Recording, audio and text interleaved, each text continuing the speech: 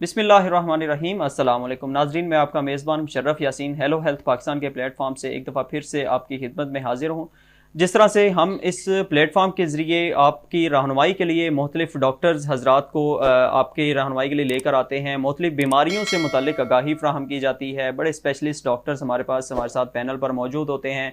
आज एक दफ़ा फिर से डॉक्टर फैसल मसूद साहब लाहौर से स्पेशलिस्ट हैं जो ऑर्थोपेडिक के, ये हमारे साथ मौजूद हैं। डॉक्टर साहब को आपने पहले भी हमारे पैनल पर देखा, जिस तरह से रहनुमाई बहुत शानदार तरीके से करते हैं। चूँकि पाकिस्तान में हम अमूमन देखते हैं कि लोगों को जोड़ों के बहुत ज़्यादा मसाइल दरपेश होते हैं। आज हम इस नशिस्त में बात करने जा रहे हैं जो डायबिटीज़ के पेशेंट्स होते हैं उन पर, उनके मसल्स पर और उनके जॉइंट्स पर क्या इम्पैक्ट होता है, इस सब चीज़ों का, इन मामलात का क्या इम्पैक्ट होता है, इससे मुताल्लिक डॉक्टर साहब से बात करने जा रहे हैं। डॉक्टर साहब, once again thank you very much, आपने हमें वक्त दिया। सबसे पहले सर ये बताइएगा कि डायबिटीज़ का ओवरऑल क्या इम्पैक्ट होता है इंसान पर। बहुत शुक्रिया Musharraf and hello health Pakistan के प्लेटफॉर्म से। ये एक बहुत ही इंपॉर्टेंट टॉपिक है अपनी नौयत का, क्योंकि शुगर एक बहुत तेज़ी से फैलने वाला आर्जा है पाकिस्तान में, जिसकी मुख्तलिफ वजूहात हैं। चंद वजूहात तो ऐसी हैं क्योंकि पॉपुलेशन बढ़ रही है तो इसलिए ये मसाइल बढ़ रहे हैं। दूसरा, हमारा लाइफस्टाइल बहुत तेज़ी से चेंज हुआ है। हम कुदरती चीज़ों, नेचुरल डाइट्स और इनसे परे हो गए हैं। हम आर्टिफिशियल चीज़ों, जिनमें शुगर और मिठास का इस्तेमाल बहुत कसरत से किया जाता है। उसके बाद हमारी ज़िंदगी में स्ट्रेस बहुत ज़्यादा आ गई है और इस स्ट्रेस की वजह से हमारे अंदर हार्मोनल चेंजेस जो आती हैं, उनसे भी शुगर का अर्जा बड़ी तेज़ी से होता है। पाकिस्तान में एग्जैक्ट फिगर तो नहीं है। अमेरिका में इसके तकरीबन 17 मिलियन के लोग सालाना इसका शिकार होते हैं। उनमें से तकरीबन जो है ना, तो 50% जो है उनको काफ़ी शिद्दत से मसाइल आते हैं, जिनमें हड्डियों और जोड़ों के मसाइल सर-ए-फ़हरिस्त हैं। वैसे तो शुगर का मसला हमारा एक अंदर हार्मोन होता है, इंसुलिन की कमी से होता है, और इस शुगर की अमूमन 4 2 किस्में बताई जाती है, लेकिन इसकी 4 किस्में हैं। पहली 2 तो टाइप 1 और टाइप 2 डायबिटीज़, जो कि टाइप 1 है जो वो यंग जनरेशन में होती है, और टाइप 2 जो है वो ऐज के हिसाब से, जिसमें फर्बामाइल या मोटापे के शिकार लोगों में होती है। तीसरी होती है गेस्टेशनल डायबिटीज़, जो कि अमूमन हामला ख़वातीन को होती है। और चौथी डायबिटीज़ जो है ना, वो मुख्तलिफ किसी भी पेचीदगी, किसी ड्रग रिएक्शन से या किसी से भी हो सकती है, और वो ये है। अब टाइप 1 डायबिटीज़ तो आपको बचपन में डायग्नोज़ हो जाती है। अमूमन इसमें बच्चा यंगर एज में होता है। हार्मोन इंसुलिन जो है ना, वो किसी न किसी बीमारी या विरासती अमल से पैदा होना बंद हो जाती है, और इसका इलाज अब तो इंटरनेशनली इंसुलिन पंप से होता है, लेकिन पाकिस्तान में अभी भी पुराना तरीका इंसुलिन लगाई जाती है और अद्वियात दी जाती है।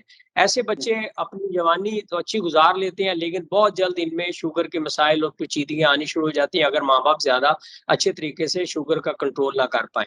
टाइप 2 डायबिटीज़ अमूमन एज 40s के ऊपर आती है, ज़्यादातर फीमेल इसका शिकार होती हैं, और वो लोग जो मोटापे का शिकार होते हैं, उनमें टाइप 2 डायबिटीज़ ज़्यादा तेज़ी से देखी जाती है।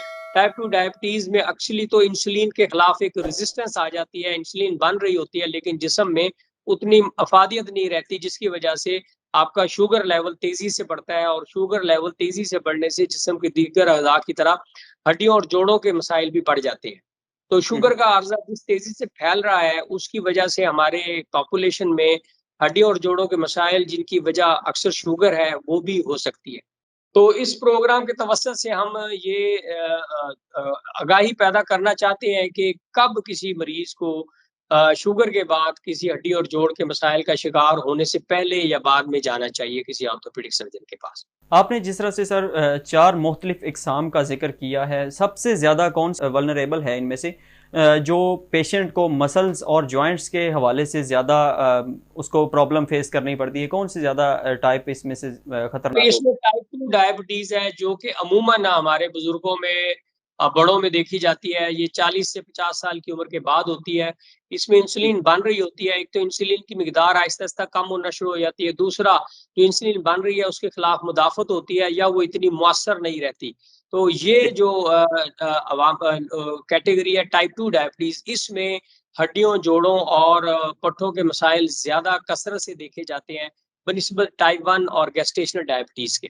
सर मुख्तसर सा आखिर में ये बताइएगा, जो आपने कहा कि दौरान हमल ख़वातीन को जो डायबिटीज़ का शिकार जो हो जाती हैं, उन्हें भी कोई मेडिकेशन की तरफ प्रॉपर जाना पड़ता है, या फिर वो विद पैसेज ऑफ टाइम जब उनके हमल का प्रोसेस कंप्लीट होता है तो उसके बाद वो फिर नॉर्मल लाइफ की तरफ आ जाती हैं? खुशकिस्मती से तो मुशर्रफ ये ज़्यादातर जो है ना 50% इनमें से ख़वातीन जब ये दौरानिया ज़िंदगी का पूरा होता है, वो अगर हम्म। अपना वज़न बाद में कम रखें, लाइफ़स्टाइल चेंज कर लें, तो वो काफ़ी हद तक परमानेंट रिकवर हो जाती है। लेकिन ठीक है। ज़्यादातर अगर वो मोटापे का शिकार हो जाएँ, अपना खाने-पीने की एहतियात ना करें और फर्दर प्रेग्नेंसीज़ आ जाएँ, तो उससे उनका रिपीटेड प्रोसेस से वो परमानेंट शुगर के मर्ज़ का शिकार हो सकती है। लेकिन ठीक। ज़्यादातर ख़वातीन 50% कुदरत की तरफ से रिकवर कर जाती हैं, बशर्ते कि उनके मामलात जो है ना मल्टीपल प्रेग्नेंसीज़ और इस तरह की चीज़ें फर्दर ना आएँ, वज़न कंट्रोल में रहे। Sir thank you very much. हम आपका शुक्रिया अदा करेंगे, आज आपने हमें वक्त दिया, जिस तरह से हेलो हेल्थ पाकिस्तान के नाजरीन के लिए शुगर से मुतालिक आपने आगाही फ्राहम की कि शुगर का क्या इम्पेक्ट होता है मसल्स पर, इंसान के ओवरऑल स्ट्रक्चर पर क्या इम्पेक्ट होता है और किस तरह से हम इस चीज़ को प्रॉपरली लेकर चल सकते हैं। नाजरीन, अगर आप डॉक्टर फैसल मसूद साहब के से अपॉइंटमेंट लेना चाहें तो हेलो हेल्थ पाकिस्तान के प्लेटफॉर्म से जो नंबर स्क्रीन पर दिया जा रहा है, इस नंबर के ज़रिए आप अपॉइंटमेंट किसी भी वक्त ले सकते हैं। आज के लिए इतना ही, मुझे इजाज़त दीजिए, आपसे इंशाल्लाह फिर मुलाकात होगी। अल्लाह हाफिज़।